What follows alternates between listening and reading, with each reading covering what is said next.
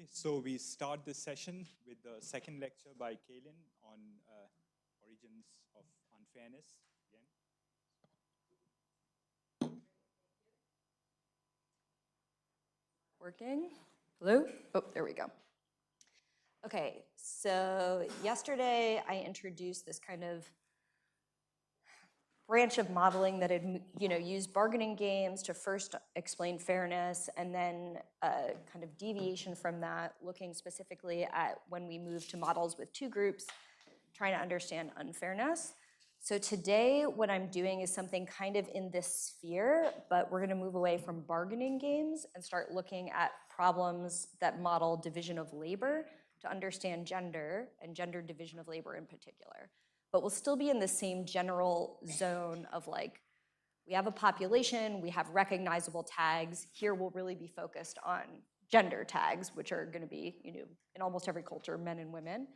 And then those tags playing a role in breaking symmetry within the group. All right, so let's start. Oh, and once again, questions throughout is very welcome. Today I have a little fewer slides, so I'm like, even if we do questions throughout, we can finish in time to do like a Q&A at the end. All right, gender division of labor has been found in every human group that's ever been studied. So I'll just give some examples. If you look at the Ashanti tribe in West Africa, women make pottery for day-to-day use. Men make ritualistic vessels for religious ceremonies. So even when you look at pottery making, the type of pots you make are divided by gender. A sort of more classic case is in many groups you'll see that big game hunting is something that men do, and vegetable collection is often something that women do.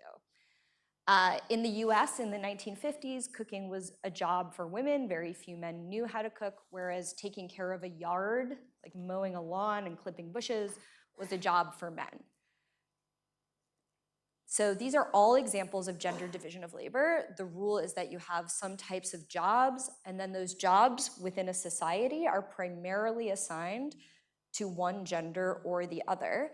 A thing to note about it is that it tends to come out differently across different cultures. So often within a culture, jobs will be assigned to men or women, but if you look cross-culturally, sometimes it doesn't matter which. So if you look at rope making, in Kerala, traditionally, rope making is a women's job. In Slovenia, in Eastern Europe, it's a men's job. All right, this is gender division of labor. Now, one reason people are very interested in studying gender division of labor is that a lot of people have argued that it's the starting place for another nearly ubiquitous feature of human groups, which is gender inequality. And so on this story, usually what people are thinking is that the function of gender itself, the reason we even have genders, is to divide labor.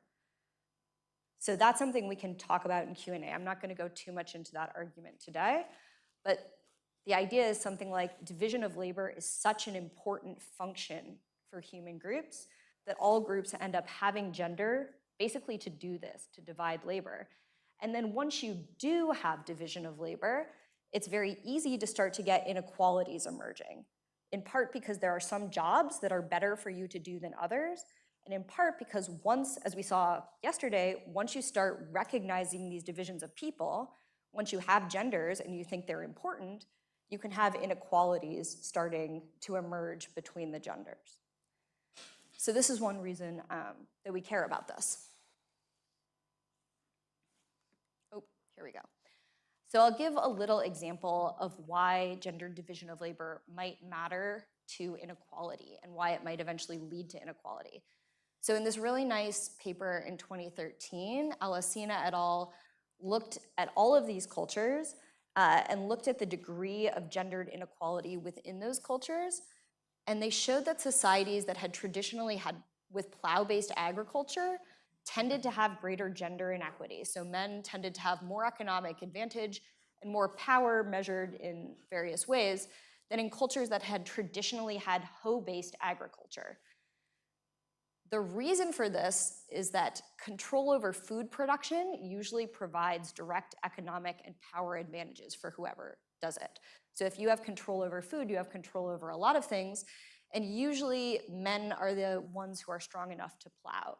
So in plow-based societies, men typically had more control over food production. In hoe-based societies, women had more control over food production. And what they found is that even as these societies moved away from primarily like horticulture, so as people were taking other jobs and moving into other spheres, these inequalities persisted, that the sort of rules around who had more power, more status, and more economic goods went on.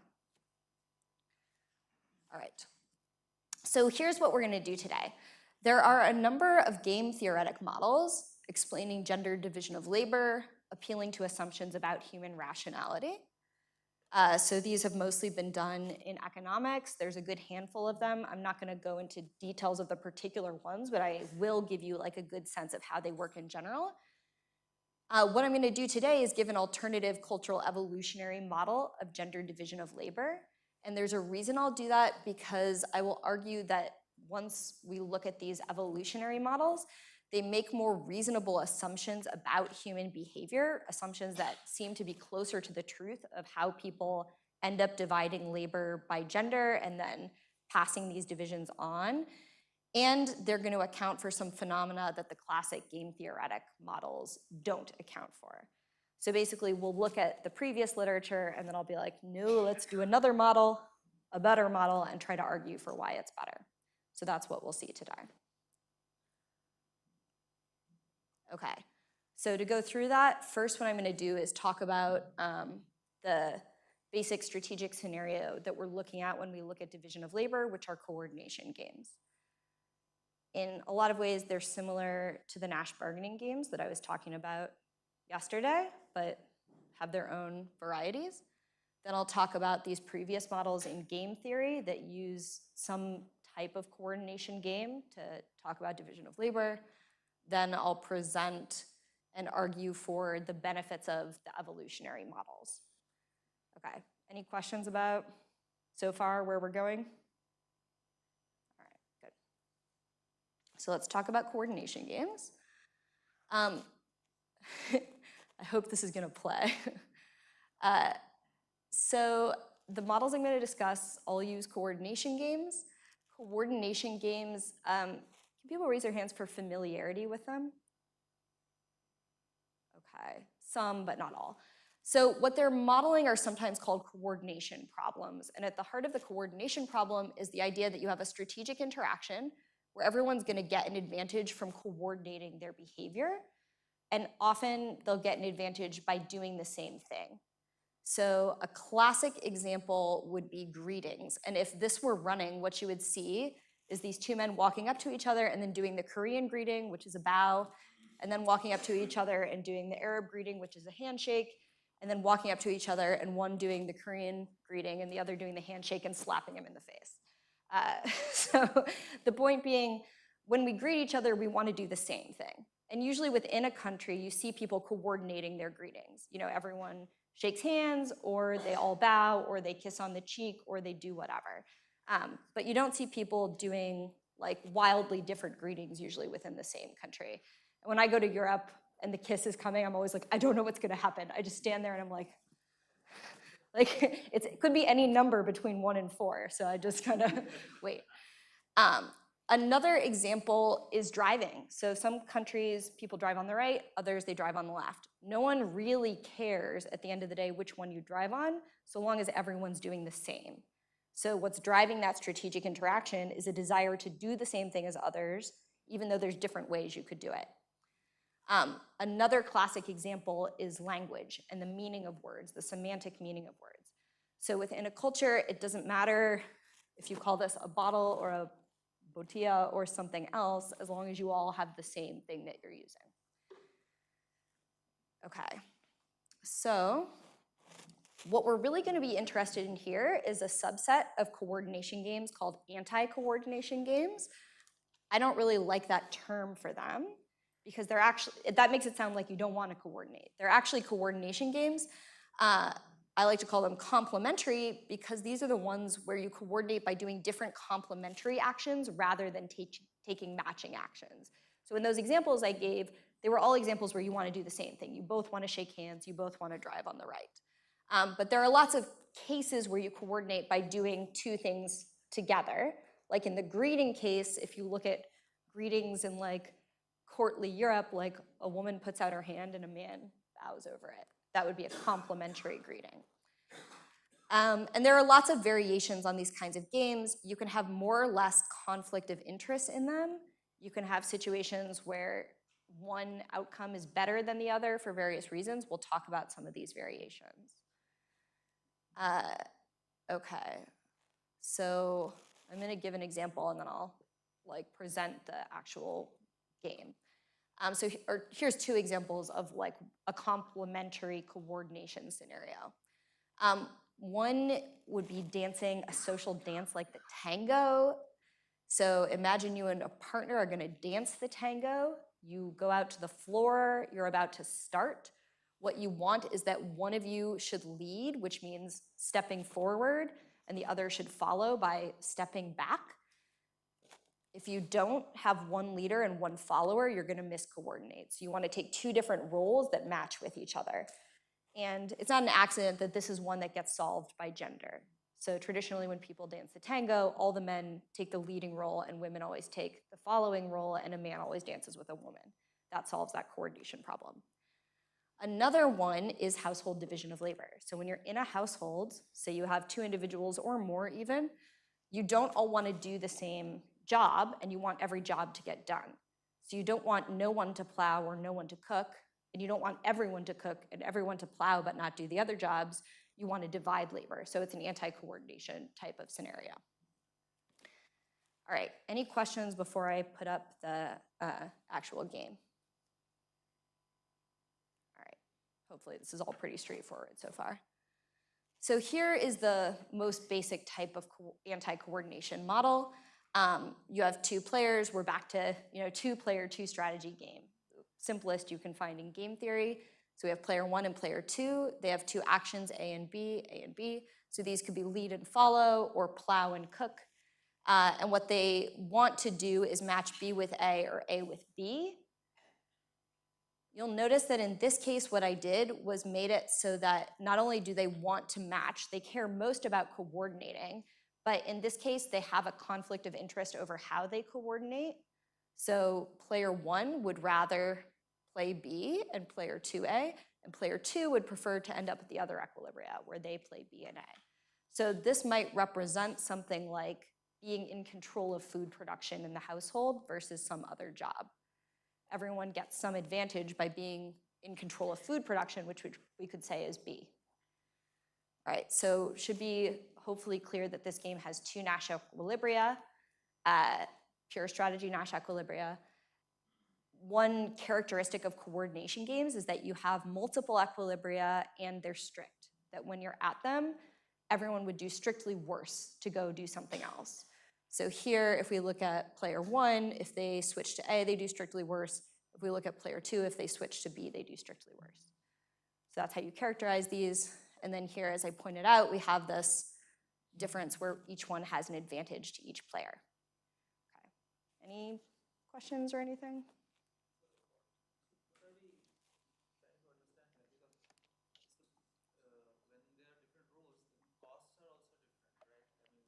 The costs are also different?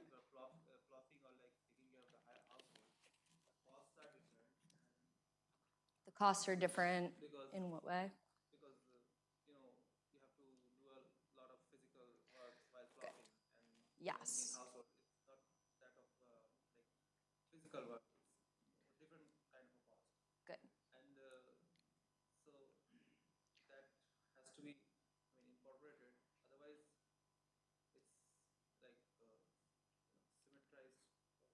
Good, yeah, so what you're getting at is that in a lot of cases, so the point here was that here it's a symmetric game, and it doesn't seem to be matching something like the plow case, where what I pointed out is in most plow-based societies, men do the plowing because it requires a lot of upper body strength. Good, so this is something we're gonna incorporate later. Part of the point is that because gender in all traditional societies tends to rest upon sex, and there are sex differences, in some cases, there will be advantages and disadvantages from men or women doing the different jobs.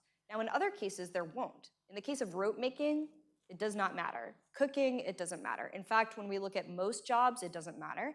But there are some where it does, and some where it matters to different degrees. So you will find cultures where women build houses, though they're less common than cultures where men build houses, for example. So that's something that in the last part of the talk we'll get at specifically. Good. But for now, we're just looking at this game where we say it's a symmetric sort of division, but everybody kind of wants the better job. And we could say not plowing, but say control over agriculture is the job there, maybe. Okay, so that's a basic coordination game. Let's talk about these classic game theoretic models that use these to explain gender division of labor. All right, so the game, oh, I'm just realizing, I was like, why do these slides seem different? Like they should have animations, but somehow the animations aren't going the way they ought to be. But anyway, it doesn't matter. In these models, as I said, there's a bunch of them. They have slight differences between each other, and the instantiation of the coordination game is often slightly different from what I described. So I'll tell you how they work, then we can talk about them if we want. So you have a group divided into men and women. So like the models yesterday, you have these types, and they're visible to everyone. Everyone knows what they are. And you're going to assume that these types are going to pair with each other to play the game, because they're going to form households. Then you have a variant on this type of coordination game where you say, okay, there's going to be two types of complementary skills, skill A and skill B. And when they form these households, the success of the household will depend on combining those two complementary skills. So the household won't do well if everyone does one skill or the other, and it'll do better and better the more you have like equal representation of these two skills in the household. So they don't do it quite like that exact model I described. It's more like each individual has a total amount of effort that they can give. So if I have one amount of effort, I can put some to A and some to B, and I could decide to do effort into both skills or to do all my effort into one or some to the other. So everyone's making those decisions. Am I going to put my effort into learning which skill?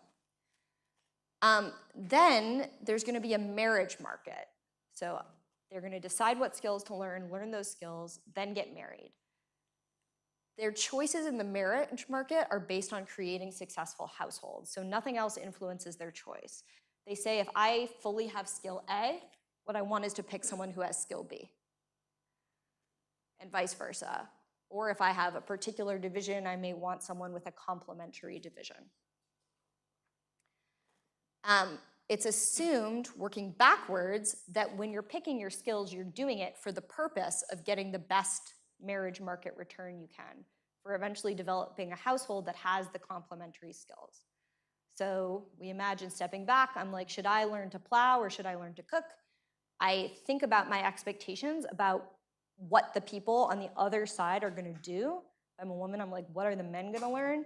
And then I try to pick something that will get me a good marriage in the end. And then the last assumption, which is important and basically is there in all of these models, is that it takes time to develop these skills. That once I get to the marriage market, if I have specialized in A, I can't just flip over. So this is mostly relevant to thinking about societies where these skills do take time to learn, where you have to learn from being a child how to make rope because it's hard, right? Or how to process food, or how to, smelt iron into something. And so you can't flip. And in addition, having put in this work, if you specialize, it yields an advantage. So if I really put a lot of work into learning A, how to plow, that gets me more later than if I'm dividing up my time into skills that I don't really spend enough time learning. All right, so those are the models. Questions about them?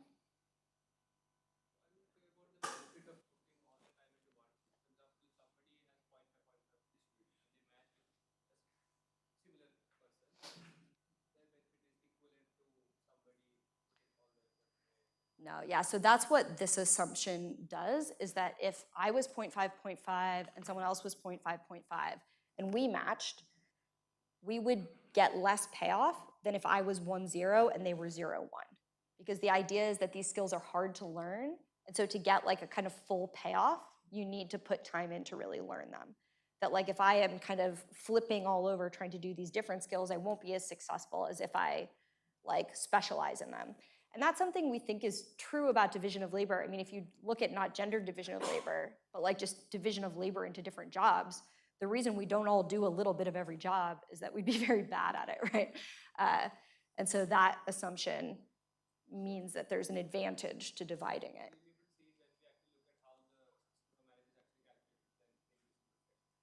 Yeah, we're not going to look at it. I'm just going to kind of give you this, you know, hand-wavy qualitative thing, because this isn't going to be the model we're interested in the end. But just imagine that, like, you know, there's going to be some kind of distribution where, like, when you're at 5-5 and 5-5, you jointly get less payoff than other perfect matches of skills that are closer to the ends of division.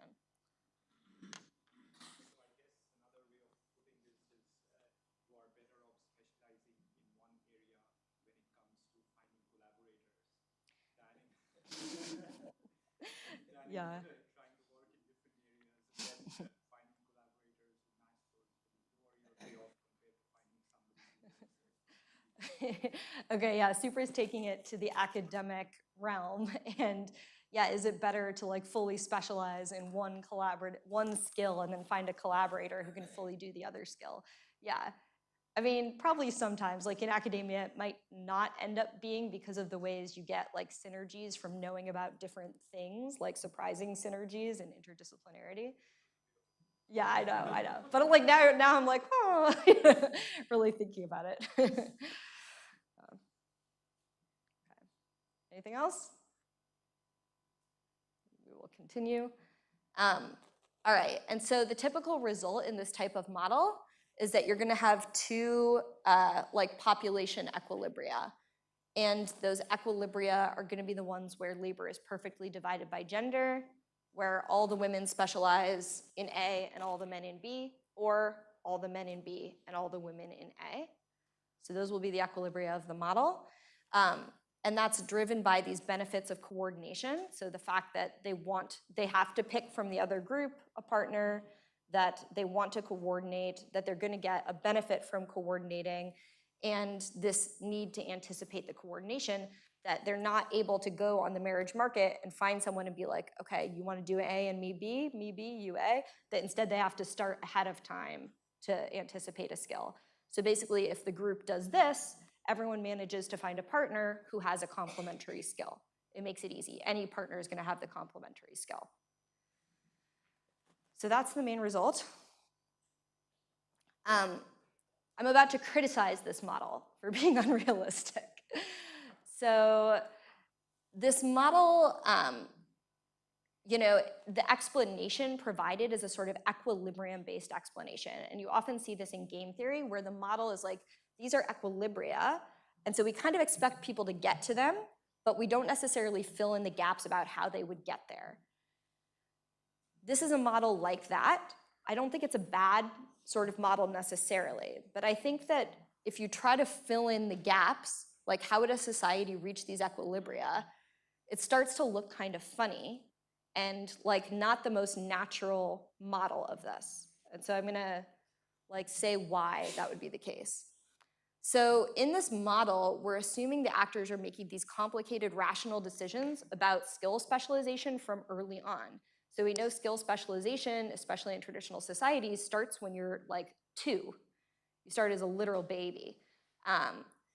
So the idea here would be that like to develop those skills by adulthood, when you're 2, you're sitting down and being like, okay, what are the men going to be doing this time around? I don't know. Are they all going to be cooking? Or are they all going to be plowing? I better like pick right now, which, you know, it seems a little silly. Another assumption is that actors are always choosing their partners based on these complementary skills, which if you look at people's reports, especially in pre-industrial societies about why they pick partners, it often is driven by something like, I want a hard worker. I want someone who's going to be a hard worker. But certainly we think a lot of other things in basically every society go into who you marry, like personality match, or your parents like them, or astrology or whatever. So this assumption that everyone's always picking someone who's going to match their skills is a kind of funny one. The other thing about these models is there's nothing that like carries on from generation to generation. The calculations have to be performed anew by every baby when they start to specialize in skills. And thus there's no reason for any pattern of division of labor to continue across generations in these models. But of course, in reality, these patterns of division of labor continue on and on and on in the same society. I mean, they evolve, they change, of course, due to technological change and drift and all sorts of things. But if we look at the Alicina paper, we see gendered division of labor influencing social patterns for hundreds of years, even as technology greatly changes. So that is not very natural. And then going back to this comment, in these models, there's no reason why some tasks are almost always performed by one gender. So I think they could, these models could be changed to account for the fact that there are some kinds of tasks that very strongly tend to go to one gender, but they don't. So they're just talking about coordination. And as I'm going to argue, there are natural ways to just tweak the model a little bit to be like, and now we can also explain why game hunting is usually men, why spinning is women in 70% of cultures or whatever. So those are the critiques and why we're going to get rid of this. All right. Any questions before we continue on to the models for today? Yeah.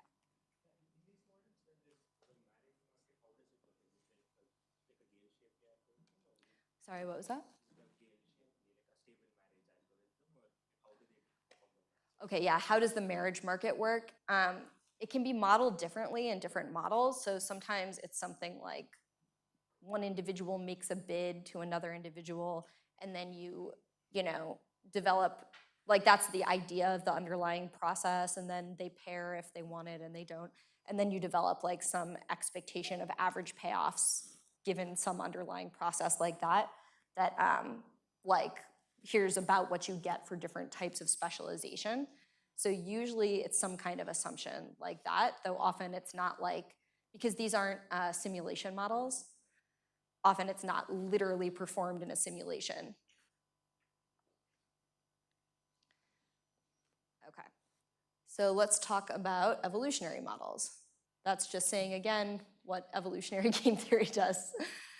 So now we're going to talk about populations where instead of sitting down and making a rational decision about how should I specialize, we're going to be picking a specialization job based on some kind of rules of learning, dynamical rules that can evolve over cultural evolutionary time. So I want to flag that I'm not doing this because I think the previous models are hopeless or uninformative. These models are a lot like the previous ones. Basically what they do is replace a few key assumptions with a few key other assumptions. Mostly they replace rationality with social learning, and once you do that, you just get these simpler, more perspicuous models that also better explain what you really see when you look at gender division of labor. Okay, so we're gonna have that simple coordination game I mentioned, anti-coordination. The details of the payoffs are not gonna matter very much to what happens in this model. You could have it like I described, or you could have a game where neither player really cares where they end up, or you can have a game where one outcome is better for both players, or just one outcome is better for one player, or whatever you want. As long as you have this anti-coordination structure, the same thing will happen in these models. We're going to imagine we have these two types. So this is exactly like the models yesterday, where the types are arbitrary tags for now. They're meaningless. They're just something that recognizes them as two types, except in this kind of model, people are always pairing across types. So in the models yesterday, you could pair with anyone to play a bargaining game. Now you only do your division of labor across types because we're modeling gender. And we're going to say they're in groups, they're doing this, and then over time, they're updating strategies. And as I'm going to flag, once again, it really doesn't matter in these models how they update their strategies. Anything that's a reasonable representation of cultural imitation or individual learning is going to get you to the same things, because this is a model where the strategic setup is going to be pushing you towards the equilibria in the same way, regardless of how they learn. For now, let's say, well, I'm going to introduce like a variation of an agent-based model that's a little different from what we saw yesterday. We'll say what they do is they copy those in their type who are successful, and we'll say for now agent-based model, and then in a second I'll show you what that would look like in the replicator dynamics. All right, so we have our population. What we literally do here is run a simulation where we initialize the two types with random strategies of A and B. You get A, you get B, whatever. And then we do that thousands of times, and we run the simulation, and then we see which of the equilibria evolved. Unsurprisingly, the equilibria are going to be these divisions of labor. Men do one, women do the other, and vice versa. So in this model, we will model, people sort of attempting divisions of labor and getting payoffs. And so, for example, when these two did it, they got their payoffs because, sorry, let me back up. They divided labor. These two try, they fail to divide labor, they get 0. And then after some number of pairings, we give them a payoff. That number could be 1. We could say everyone gets 1 partner in each generation, or we could say maybe people have multiple partners who they divide labor with, and then they get some kind of payoff. Then we can look at, for each type, who tends to be doing better. In this particular distribution of strategies, we can see that women who play A are going to be doing better, and men who play B are going to be doing better, and that's determined by the strategies currently played in the other population.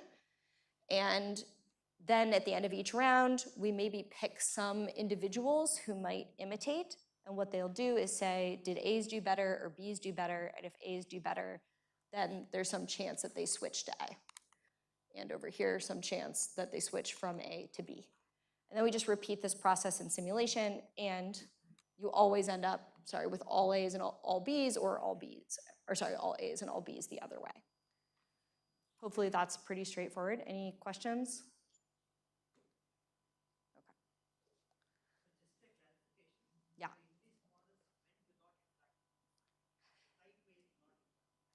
Exactly, yeah, so in this particular model, we always restrict the interactions to between types, because we're assuming a society where all household pairings are heterosexual, which traditional societies do tend to look like. And so they only will interact with that outgroup.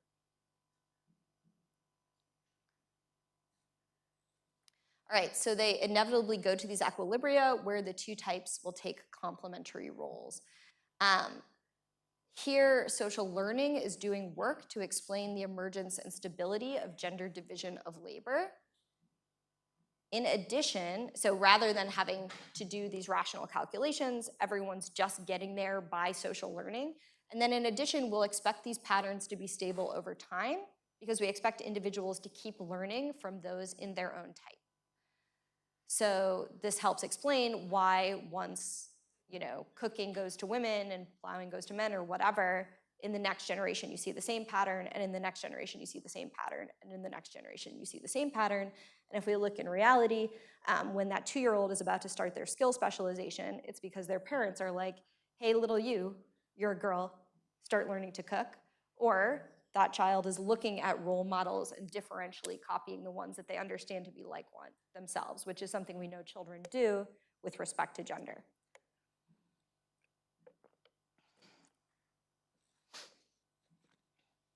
Okay, so I just presented that as an agent-based model. As I said, it doesn't matter what sorts of dynamics you do on this kind of model, because the kind of driving payoffs of the game are quite powerful.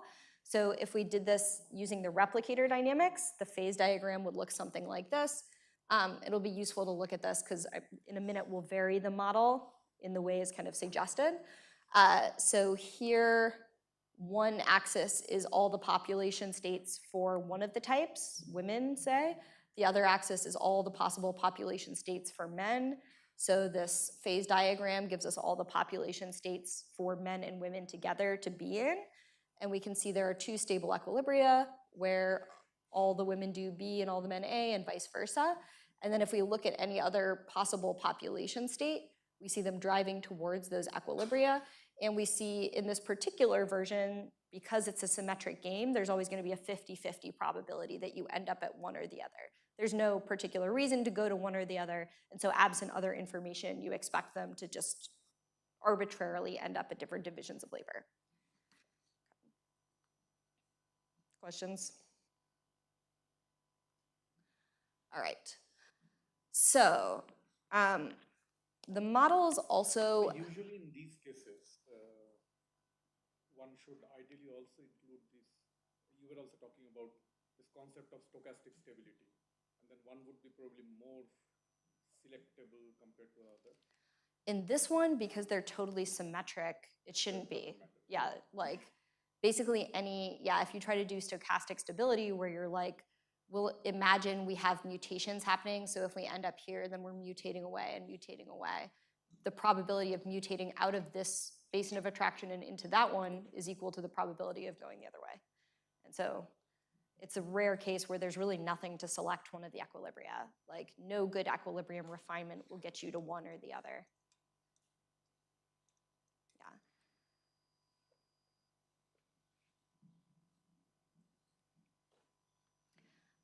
These models also give a nice framework for helping us explain why some gender divisions of labor are more arbitrary or conventional than others.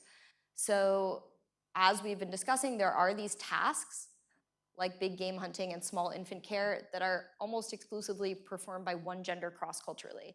And I say almost because there are very few tasks that are exclusively on one gender. Like I think hunting aquatic mammals, no one's ever found a culture where women hunted aquatic mammals, for example. But almost everything else, there's at least a little bit of arbitrariness. Others are sort of typically performed by men or women. So if you look cross-culturally, in most cultures, men skin game, but in some women skin game. In most cultures, women spin yarn, but in some men spin yarn. And then for others, the assignment seems almost entirely random, like carrying small burdens and making rope and certain things like processing vegetables. It's very arbitrary where it goes. And so I said the previous models don't have a way to account for that, but here there's going to be a very easy way to alter the model to accommodate for asymmetries in performance based on sex differences that will make one equilibrium or the other more attractive. And so all we have to do here is say we have these two equilibria, and we'll add some kind of advantage, maybe to both players, maybe to just one player, for one gender versus the other doing that particular job. And then we can vary how much we make this a better equilibrium and how much it advantages one gender or the other. So here, we're assuming, again, a situation where there's kind of common interest between the two players over which equilibrium they pick, but maybe a tiny difference in common interest with an asymmetry in how good one is for the other. All right, so doing that changes the underlying evolutionary dynamics of this model in an unsurprising way by making that equilibrium more attractive. And if we're looking at the replicator dynamics, that's going to look like this. So if we make this one just a little bit more attractive, we do 2-2 versus 1-1. Now our phase space looks like this, where we still have the same equilibria, but the kind of line that divides the basin of attraction is pushed over, so many more starting points end up at the BB equilibria. So if we imagine this, it's like if I'm a man and I'm picking whether I'm going to skin animals or do something else, even if a lot of women are skinning animals, I'm still pulled towards that equilibria where I'm going to do it because of the payoff advantage. And then if we start to make that higher, that advantage higher, we just keep pushing this line further and further towards that equilibrium. It never becomes unstable. It's always a possible evolutionary outcome in this model, and if you get there, it's stable. But it just becomes less and less likely given arbitrary starting points of the model. So if we just, oh wait, oh yeah, there we go. Yeah, so if we just systematically vary that and we just keep making alpha and beta higher and higher, the probability that we end up at the less preferable outcome will just keep getting lower and lower. And so we can kind of divide out these cases from the ones that we would call high conventionality, like rope making or beer brewing, very conventional, to low conventionality outcomes. And so this also provides a better explanation of why you see these cross-cultural patterns of difference. Anything people want to bring up?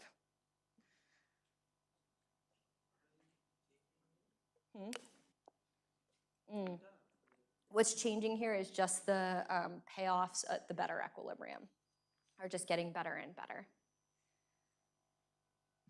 Yeah.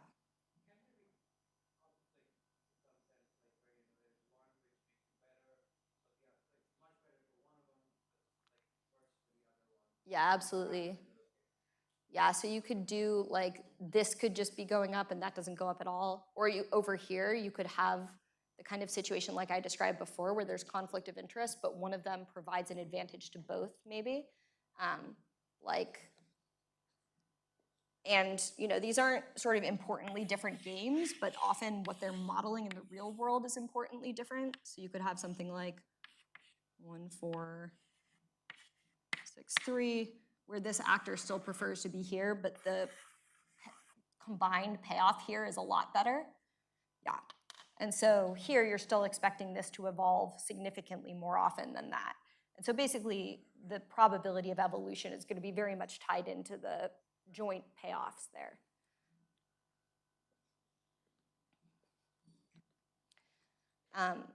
All right. Sorry. After yesterday, I was like, I'm going so much over. I was like, I'll just really cut down the slides so that we don't. And now we're like way ahead of time. So I'll spend a little more time talking about this idea than I was expecting. So that's like the main summary of like why this model is a better model and how it works. I've taken this to like be also to develop like conceptual tools around thinking about how these different outcomes, these different gendered outcomes are different from each other. And in particular, in this paper, developed a measure of what we think of as conventionality. So when we talk about conventionality of something, like it's a convention that we shake hands, or it's a convention that here we all do this on Saturdays, or we all drive on the right side of the road. Usually what people mean is that it's an outcome that's arbitrary in some sense. We all shake hands here, but we didn't have to shake hands. There's something else we could have done. And it would have been good too, it would have been fine, it would have been a stable cultural pattern we could have done. We could have driven on the left, we could have driven on the right. And so in this paper, what I do is try to talk about how we would measure the differences between these types of scenarios using information theory. And what I do is say, we'll think about things being arbitrary or conventional to the degree to which they can surprise us when we see what emerges in some place. So we can ask, how surprised will we be, or how much will we learn if we observe some particular evolved division of labor? So if we look at a new culture and we're like, okay, who is going to end up hunting aquatic mammals? The chances that we learn anything when we find out are very low. If we're like, who is going to be making rope? The chances that we learn something are pretty high. In information theory, this is just tied to like a weighted average of probabilities of different outcomes. And so I think you can quantify how these different types of cases are different from each other. You can do that for division of labor, but you can also do that for other conventions. Like you can compare how conventional or arbitrary is it that we use like cup to mean a cup, this is not a cup, sorry, bottle to mean a bottle, versus that we drive on the right or left-hand side of the road. So I also mentioned that project. All right, this is basically all I've got for you. Gender division of labor can be explained by coordinating models grounded in rational choice or by social learning. The social learning models are much more reasonable because they make reasonable assumptions about actors' abilities and perspicuous ones. And in addition, they explain both the persistence of gendered division of labor, and then variations in the conventionality of these patterns. So yeah, I guess we can just talk as much as we want about anything I mentioned or stuff from yesterday, or we just finish early.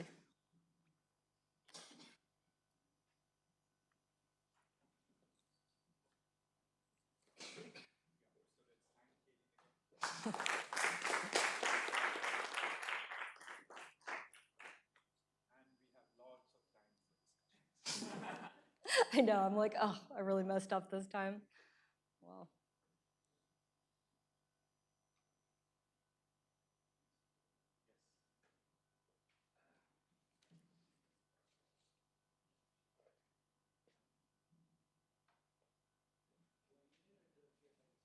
I mean, I can hear you, but.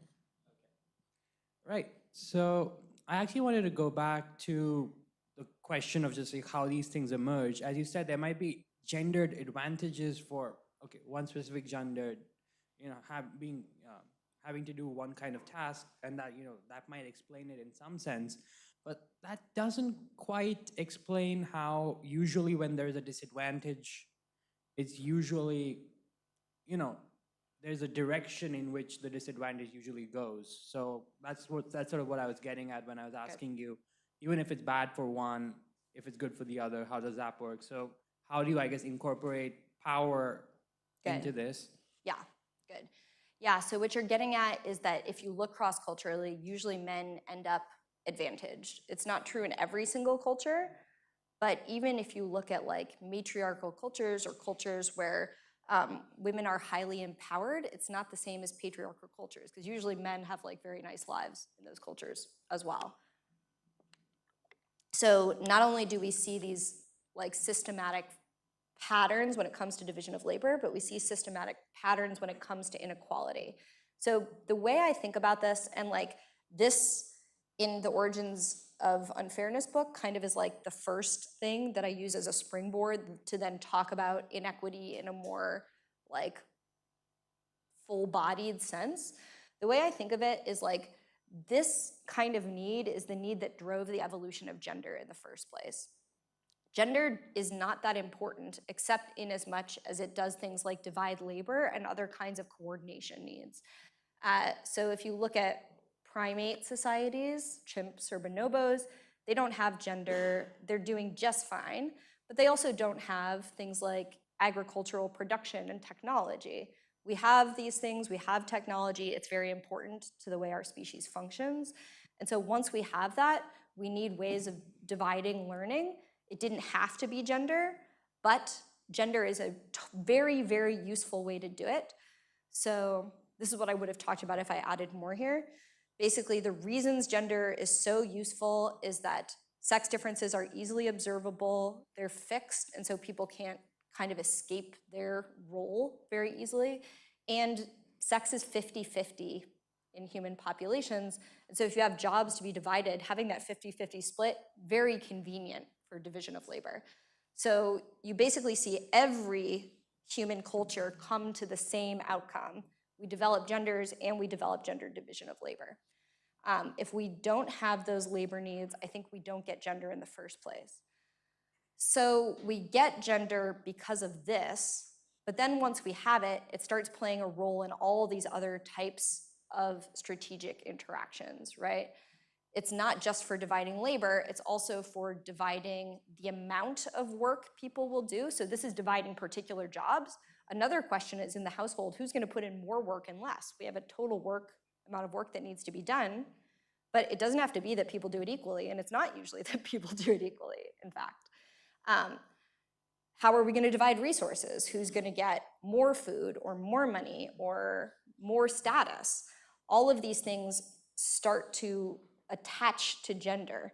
And so basically this need gets us the category in the first place, and then once that category is in place, all the models I talked about yesterday, those processes start to show up, right? So we start to get inequity emerging on its own, popping out of these cultural evolutionary systems. So if like yesterday tags are arbitrary, then are you saying that if we were to do a full rerun all the way back to the start, is it equally likely that the power dynamic shifts to the other side? Good, no, yeah. So, and right, and part of your point is that in that process, it's not that one gender is equally likely to the other to become empowered, no. And the obvious difference there has to do with physical ability, with the fact that men tend to be stronger, and that creates a difference in like power, including disagreement points, but also probably other ways we can operationalize power in these systems, which means that you tend to have more societies going towards patriarchy and men having power than ones that don't. Good. So what's the role of like subverting these expectations in, let's say we wanted to start combating what happens in these systems? Like, would you say, you know, behaviors which were assigned usually to women, would you say men taking those up would help? And, Great. you know, vice versa, and what's the dynamics that happens? Because, you know, there's a cost as, you know, Yes. in traditional society to doing those things, which you just showed with your payoff matrices right there. Yeah, good. Right. So part of the argument here is that gender is playing this incredibly important functional role, and that other things don't really play that functional role as well.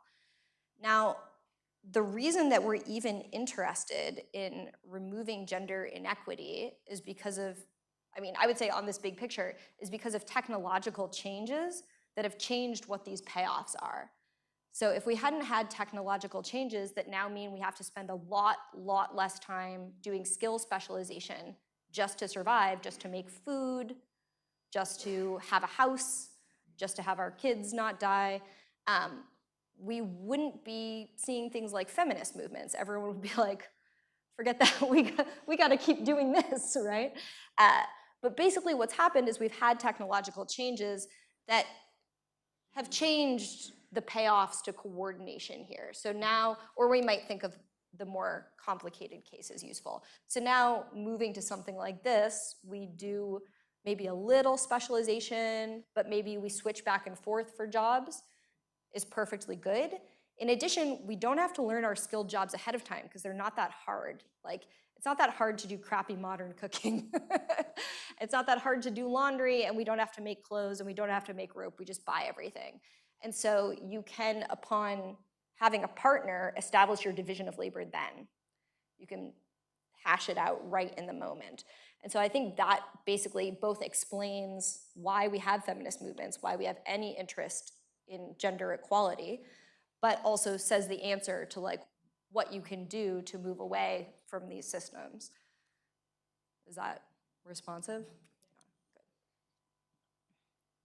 Hello. Hello.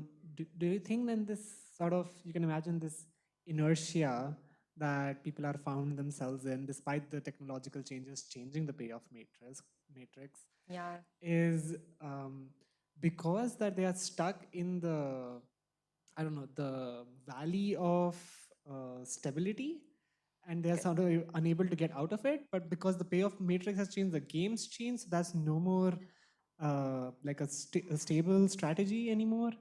Good. Yes, I think this is, yeah, so this is actually something that I argue in the book, and I think is like a very important insight, is that like, despite these technological changes, we still see inertia of these patterns of division of labor and division of resources, right? We still see gender inequity, and we still see some expectations for gender division of labor. Like, a lot of people, when they form their households, even if they're modern households and the people are both working outside the home, it'll still be maybe the women cook a little more or do more small infant care, and maybe the men do taking out the trash or whatever it is.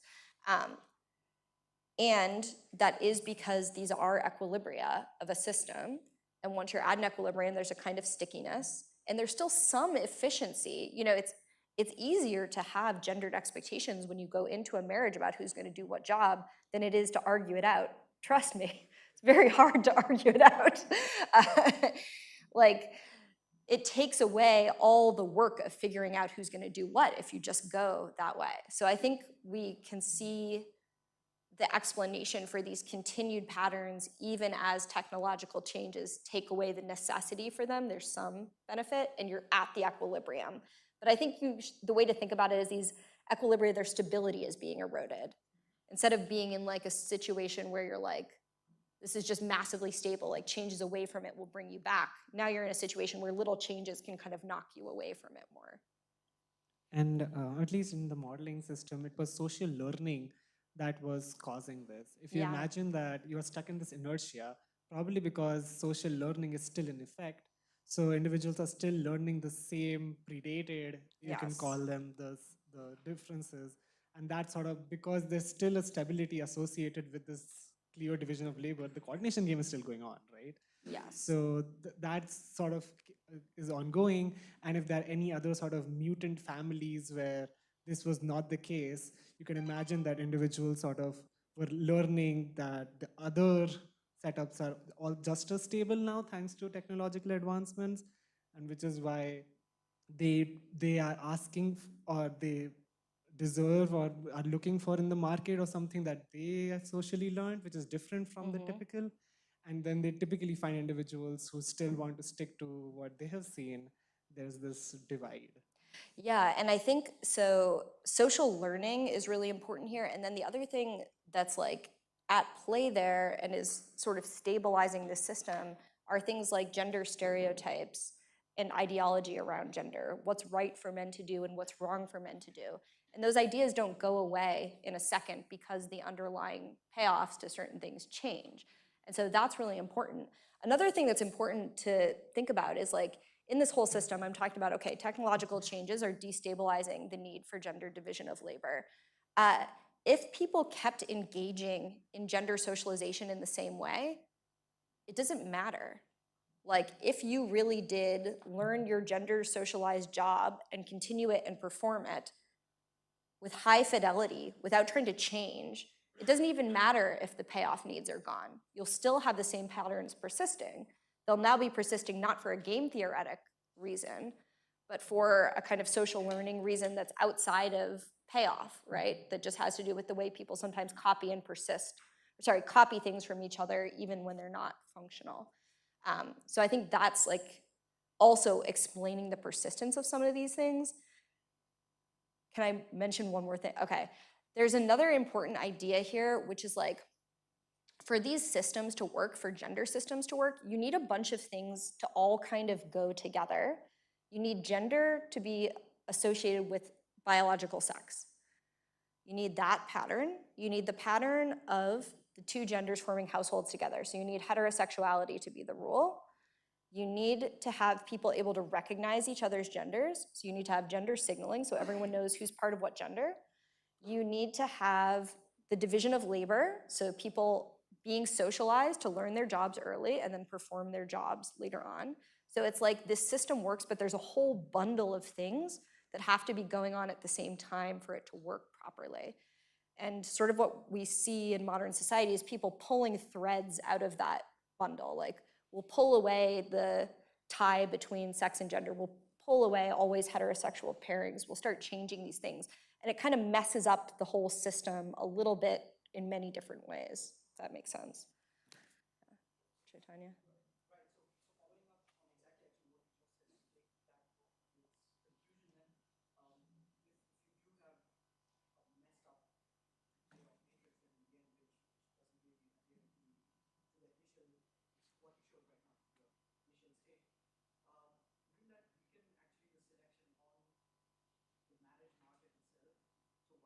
Yeah.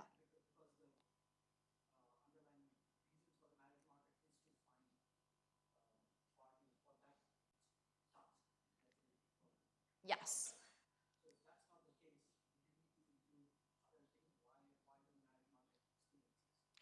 Good. I think, so the question was like, if you take away these payoff needs, would that make the marriage market itself less of a functional thing? And I think the answer is absolutely yes. And then like, how do you explain its persistence? I mean, to some degree, it's not persisting the way it used to. So what I think is that these technological changes, which take away our need to do this, have in some ways destabilized the whole system, and it's slowly changing in all these different ways. I mean, different cultures faster than others, but in a lot of places, fewer people are getting married or they're getting married later. In a lot of places, people are changing their gendered presentations to be less traditional. In a lot of places around the world, the trans rights movement is kind of taking off. We saw the gay rights movement happening 20 years ago, still continuing depending on what country you're looking at. I think all of those things are responses to our movement away from the need for this bundling to solve our division of labor problem. Once that pressure is gone, people are starting to make other choices that aren't held in place by that pressure, I think. And one of those has to do with, like, do you get married and do you have a heterosexual marriage? But even in primates, like there are some characteristics they are looking in their partners while choosing. Yeah. So, like even if you make the payoff equal with this social structure, some characteristics would be there Yeah. for, while choosing, and then will that again lead towards the this gender roles or inequality? I don't know. Maybe some different kind of thing, but still there will be inequality. I mean, Yeah. this marriage structure or whatever mate choosing structure. Good. So the question is, in primates, you still see like mate choice, and you see mate choice based on various things. Do we expect the same dynamics in primates?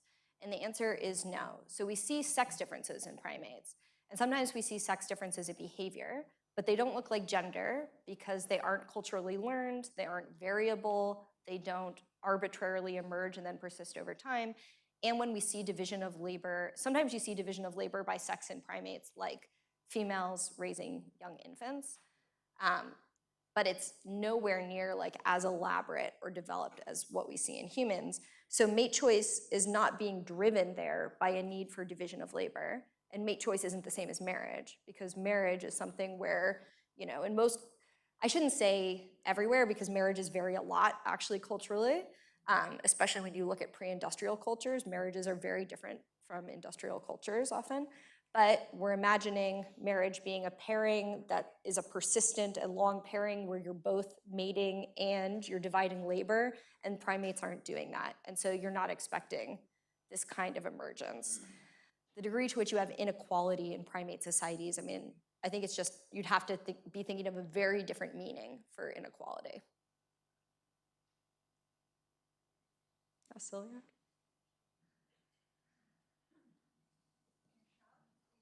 Yeah, I can. Oh, here it comes. Thank you. So I was wondering whether you can generalize your game by adding other household structures. For instance, you can have singles for which it is probably better to be able to do badly quite a lot of things. I mean, it might be better than waiting for somebody to show up and be excellent in one specific task. Or some other structures where you might have more than two people who are part of the same household, like, I don't know, grandparents. In Italy, I think a society would collapse without grandparents taking care of kids. So you would have like a multiplayer game instead of a two-player game. Yeah, good. Yeah, so first of all, what you can think of adding two different sorts of things. So let me just return this to like the most basic coordination game. A, B, we have these two equilibria. You could also think of a kind of situation where it's like no one's specializing, they're doing a bit of everything. So this is like A, B, half of each. And this is, you know, a thing where when you meet the other person, maybe you guys don't do as well as you would do specializing. And when you're alone here, instead of getting very poor payoffs, you still might do okay. Yeah, let's say.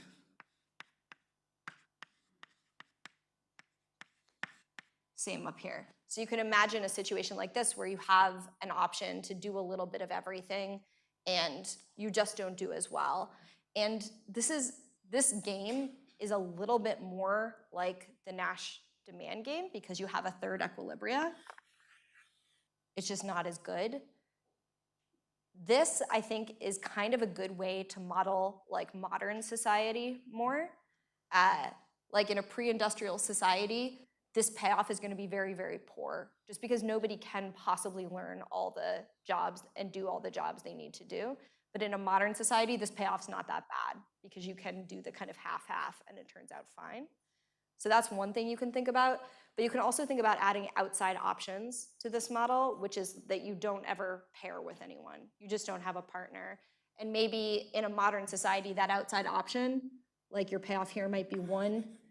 Maybe here it's very close to 1, you know, now that we are post-industrial.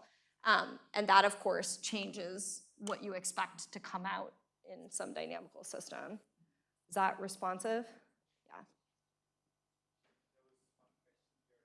Yeah. I had a similar question about extending this model to more than 2-person households. Like many traditional societies right. are not 2-person households. So how would you explain the emergence of division of labor along gender in those cases?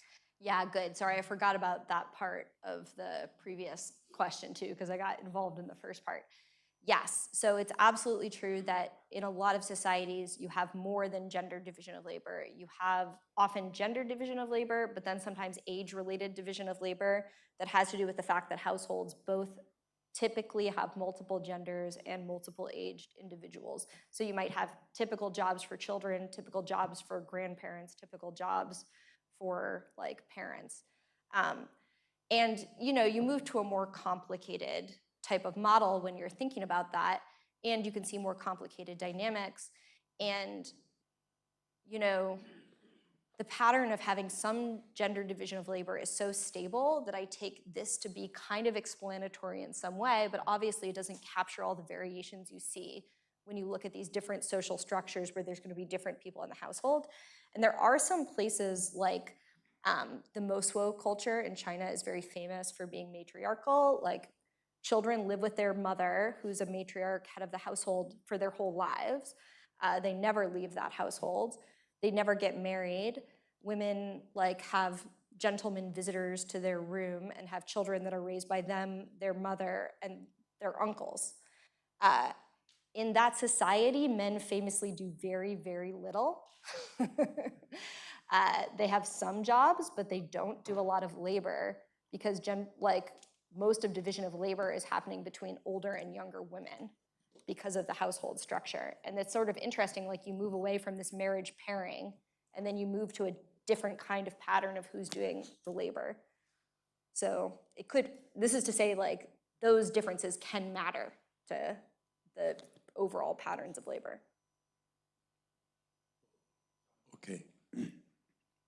So when you were talking about intra-household bargaining, right, or an intra-household game, payoffs are going to come from, there's going to be, we can kind of think of it as being divided into 2 components. We've got common interests, because we're raising the same children, we're living together, we play some role in defending ourselves against others. We have shared economic gains and things. So there's a lot of things in common. And then there are some things that we may wish to bargain on and have some aspect of conflict within the household. By conflict, I don't mean fighting, I mean things that we're not perfectly aligned upon. Yeah. Now, given that, sometimes, often, the common interests come to the fore, right? Now, today you started with a convention set up where there are a couple of possible equilibria. Could we not start equally? We could have one of the tasks which has a sex-specific cost attached to it. So we could say if there's a very high cost for one of the sexes to undertake a task, we could then have a equilibrium in, say, dominant strategies, say a single equilibrium, that's just there, right? And that's what the household will come to. But then if we reduce the cost... And you're thinking of specifically division of labor, like yes. The hunting aquatic mammals, there's really one way this is going to go because the other one is just so bad. Exactly. Okay. So yeah. I'm amazing at, I'm amazing at hunting aquatic mammals, so my sure cost is relatively low. Yeah, exactly. So my cost is relatively low compared to my wife who can't swim. And so I'm hunting them, but then over time, the equipment for hunting aquatic mammals gets better culturally, and that cost comes down. And at some point, the game stops being solvable in dominant strategies and starts having 2 equilibria. But because we've started out at the current division, It's we easier to stay there, continue and then maybe that convention can persist. Yes. So that's not contradicting your story. I guess it's just an alternative presentation. Yeah, good. So I've been talking about cultural, like technological changes taking us away from being in a coordination problem. But what you're talking about is also technological changes can basically change this, make it so that there isn't such a big sex-based advantage to certain particular jobs. And I think that does happen all the time. I mean, if we look at like young infant care, the invention of formula like completely changes the payoffs to who is caring for young infants. It really doesn't matter once you have formula. It really, really matters before you do. But yes, I think the insight is correct, though, that once you're at an equilibrium, you're at an equilibrium and you're socializing children into those jobs. And when you're pairing, your partner is already doing the other jobs. And if you're looking forward, you know, to pairing, like if you get more in that rational marriage market headspace, you should keep picking your job because the other people on the other side are picking theirs unless you have some reason to think people are going to swap. And so there is some kind of staying power to those equilibria. It's not going to be, it's not like permanent and full on staying power, but it does have that kind of grippiness to it. Yeah. Absolutely, yes.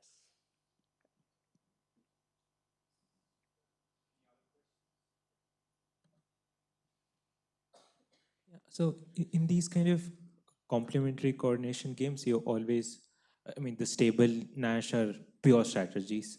But then if you're talking about scenarios where there's technological progress, that's that's eroding the traditional, gender division of labor, then you need a stable mixed Nash. So can the game can you moderate a scenario where the game transitions to give a stable mixed Nash?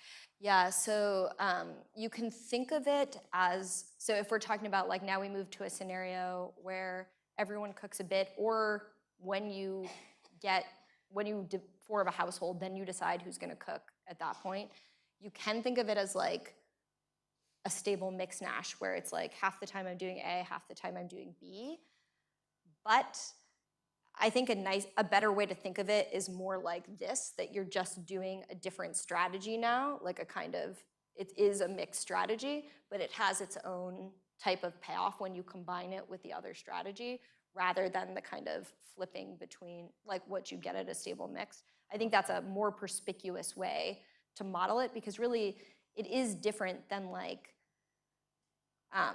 half the time I cook and half the time I clean, but there's no correlation between how I do it. I'm just randomly doing it. Instead, you're doing a different thing where everyone's now they are managing to coordinate more, but it's just more work to coordinate. You've done less specialization. Probably the cooking isn't as good, whatever. Does that make sense? Yeah. And the other question that I had is any hunting big game example. So that's, I mean, it's in a way that's a negative payoff for the people for the sex that does it, right? Because it can be, so say in certain situations where certain societies where men do the more dangerous jobs. So would you say there's a negative payoff in those scenarios rather than a positive thing? Why does it still, why does the evolution still proceed in that direction? Yeah, okay, so the question is, some jobs are dangerous, like hunting aquatic mammals is a very dangerous job. Like why don't we model that with a negative payoff? I mean, when you're looking at these simple models, you're imagining that this payoff is kind of encompassing the average payoff of doing that job. And if it really was negative, people just wouldn't bother hunting aquatic mammals. It's a risky job, but it's one with a high payoff. And actually in a lot of cultures, part of the functional reason why you see risky jobs done by men is that they don't breastfeed and they don't get pregnant. And so you see like an overall payoff to putting the lower risk jobs on the people who tend to be like more directly supporting the survival of the children. But we would still think of there as being a positive payoff to doing those risky jobs. Yeah, the positive payoff is for the person who opts out of the risky job and chooses a safer one, right? In this case, no, the positive payoff happens when you manage to hunt the animal and you get it. Maybe one time you hurt your arm, but the next time you get a whale. Like, Okay, we'll discuss this later. yeah.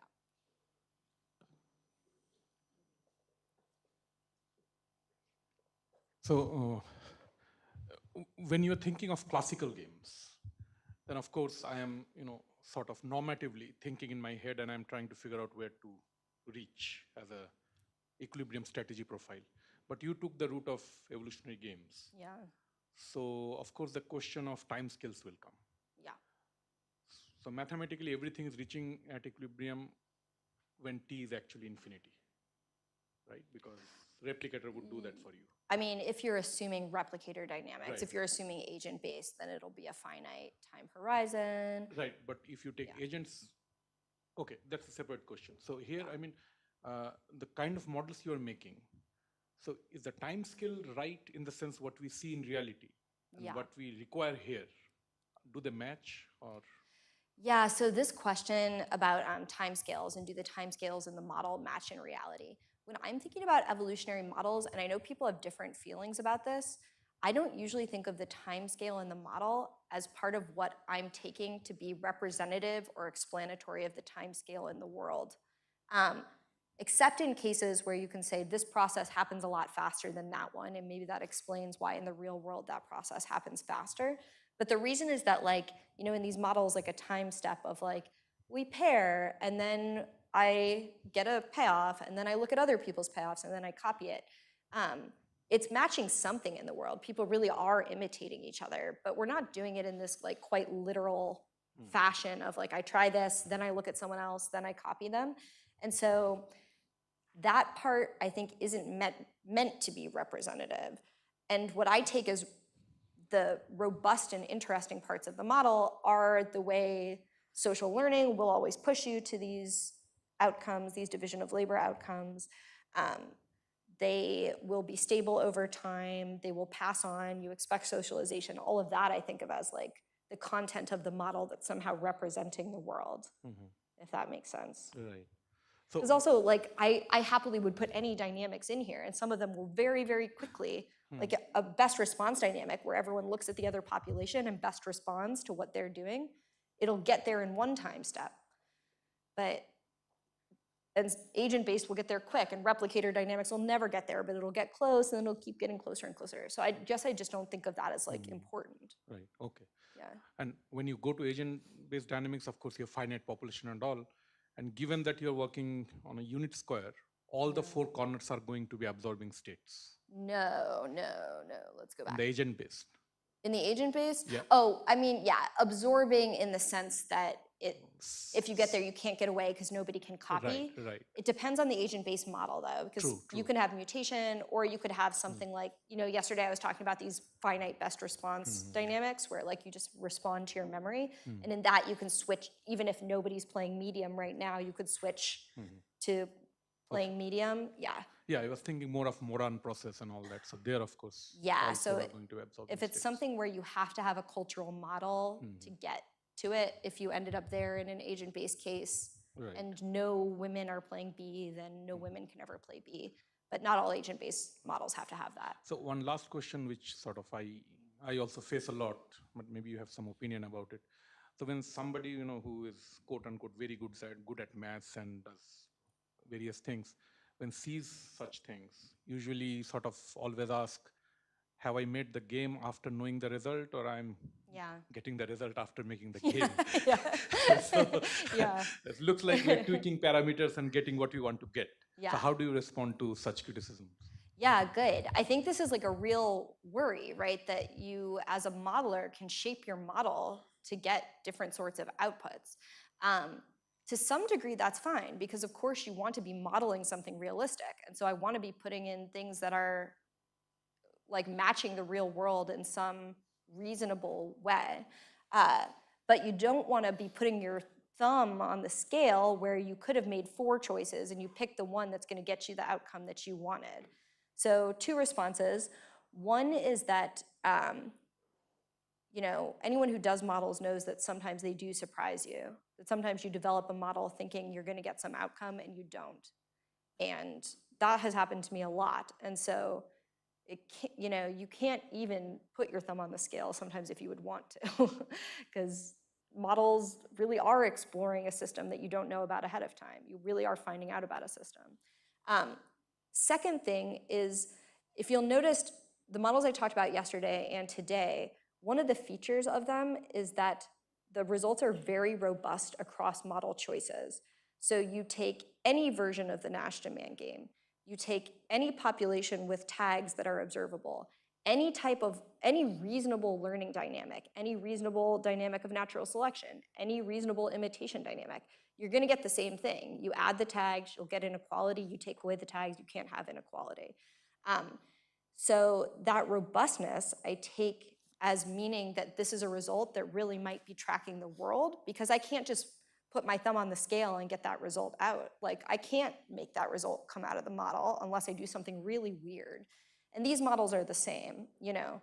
If you're playing an anti-coordination game, you have two types, they're gonna solve it by dividing, right? Taking the different jobs. That's just gonna happen because there's such payoff force to that outcome.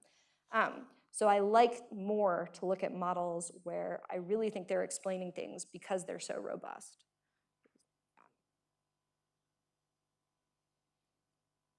Not to say I've never done models that aren't kind of not so good and not so robust, but then I just don't draw the same conclusions from them. Yeah, I had a related question to what he asked. So in this case, you are saying that you start off with a game with a certain payoff, and maybe technological changes leads to changes in payoffs and changes in the equilibrium structure of the game.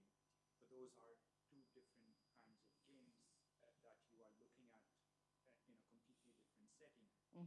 But what if you have transitions between these two games in the spirit of stochastic games, where you know that there are there's this other set of payoff matrices which better reflect the consequences of technological change, and maybe not all players or not everybody all the time is playing one game, but they keep transitioning between games, and gradually they end up in one game. So in such situations, the equilibrium structure can change, because now you are talking about transitions back and forth between games in a way that will eventually lead to one game at the end. But would that change the outcomes, or I mean, would you have any comments on that? I think, this is a very natural formal suggestion for like the informal discussion of like changing technologies and changing payoffs. And I mean, it depends a little bit how you do it and what you're modeling. So if we did the type of thing that John was talking about, and we're like, okay, we're gonna start here with a high payoff here, then we could imagine at every time step that payoff starts getting a little lower and starts approaching one. What you'd expect to happen in that model is they evolve here, and then even as it approaches one, they stay there. It doesn't matter, because they're still in that coordination game. But if you added mutation, if you added stochasticity, this would be a much less stable equilibrium than it was before, and easier to pop out of. So you'd be moving from, you know, a scenario where you're at this highly stable equilibria to a less stable one, and maybe errors can take you away from it. So, you know, you could do it that way.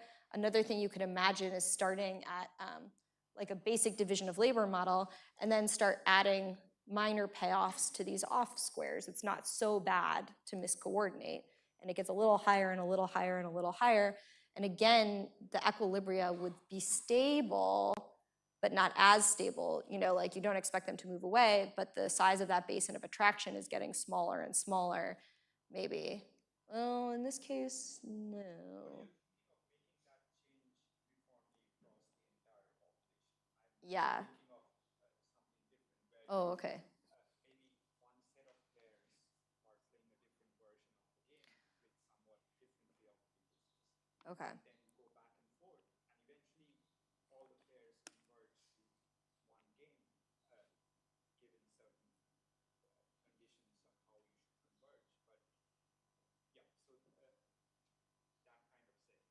Okay, a setting where they are stochastically playing one game versus another and potentially moving between them.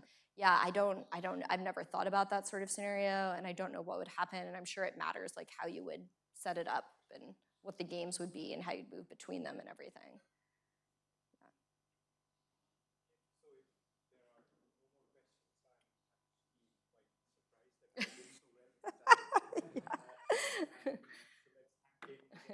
Thank you.